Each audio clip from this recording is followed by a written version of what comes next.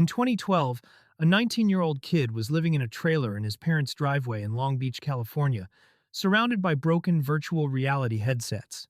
Not building them, collecting them.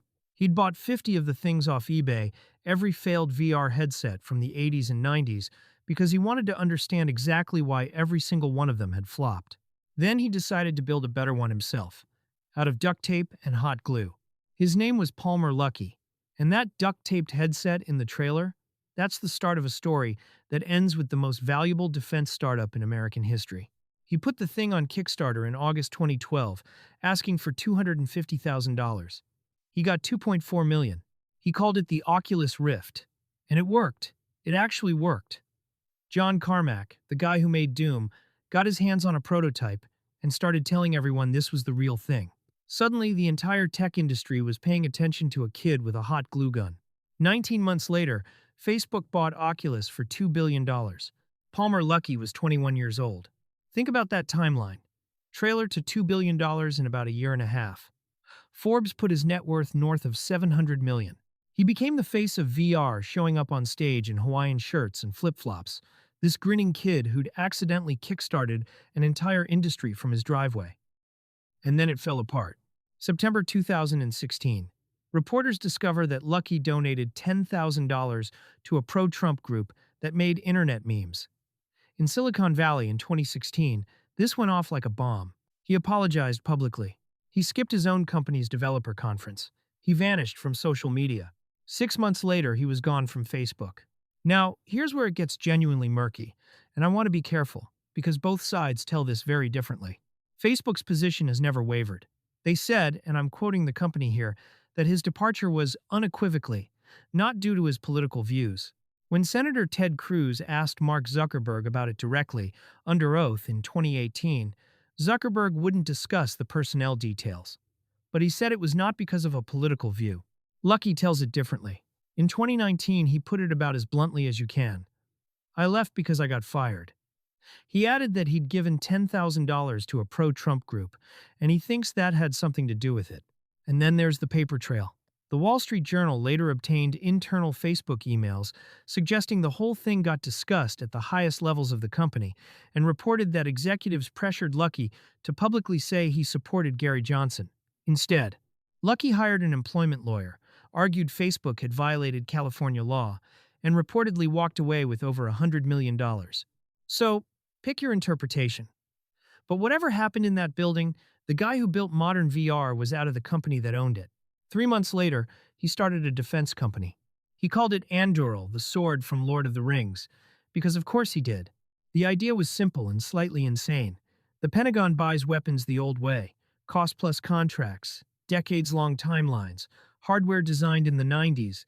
Anduril's pitch was to build things like a tech company with their own money. Up front, then sell the finished product. Software first, ship fast, break the model. Their first product was a surveillance tower. Solar-powered, 33 feet tall, packs into a pickup truck, sets itself up in about an hour. No operator. It just watches, and it decides what matters. And underneath everything they build is Lattice, an AI system that takes in every sensor, every camera, every radar, and fuses it into one picture of the battlefield. Lattice is the actual company. Everything else is a thing Lattice talks to. And they've built a lot of things. Roadrunner, a 6-foot twin-jet interceptor that takes off vertically, hunts down a drone, and if it doesn't need to fire, it comes back and lands. Reusable. They named it Roadrunner specifically because their competitor's product is called Coyote. That's not a coincidence. That's a joke. Barracuda, a family of cruise missiles designed to be mass-produced with common materials and assembled with 10 tools, or fewer.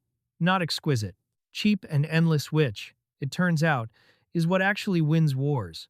Fury, an autonomous fighter jet. Clean sheet of paper to first flight in 556 days.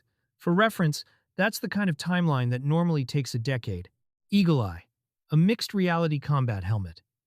They took that program over from Microsoft, a $22 billion Army contract. And here's the part I love.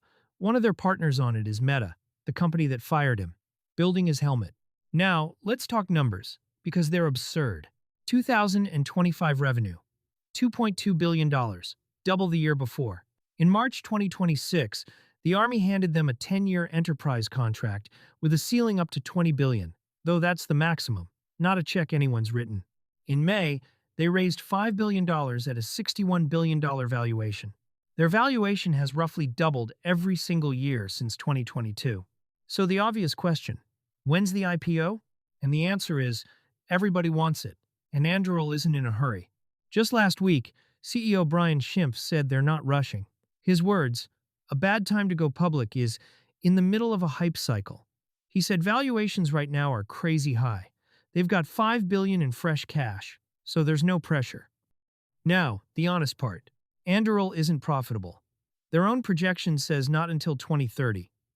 That $61 billion valuation is around 28 times revenue. Luckey doesn't trade anywhere near that. It prices in everything going perfectly. A Wired investigation this March alleged safety problems, delays, and management churn at the new factory. Their Fury jet might still lose its Air Force competition. And nearly all their revenue comes from one customer, the U.S. government. There's also a bigger argument happening. The UN, the Red Cross, and a coalition of over 70 organizations have all pushed back on autonomous weapons that operate without meaningful human oversight. The worry being that when a machine makes a mistake, nobody's accountable.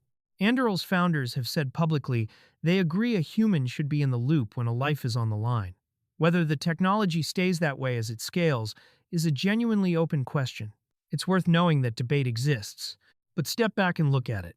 A homeschooled kid built a VR headset out of duct tape in his parents' driveway, sold it for $2 billion at 21, got fired over a $10,000 donation, and then started over and built a $61 billion arms company that's now teaching the Pentagon how to move fast. The kid with the hot glue gun is building autonomous fighter jets. If you enjoyed this video, please subscribe. Thanks for watching.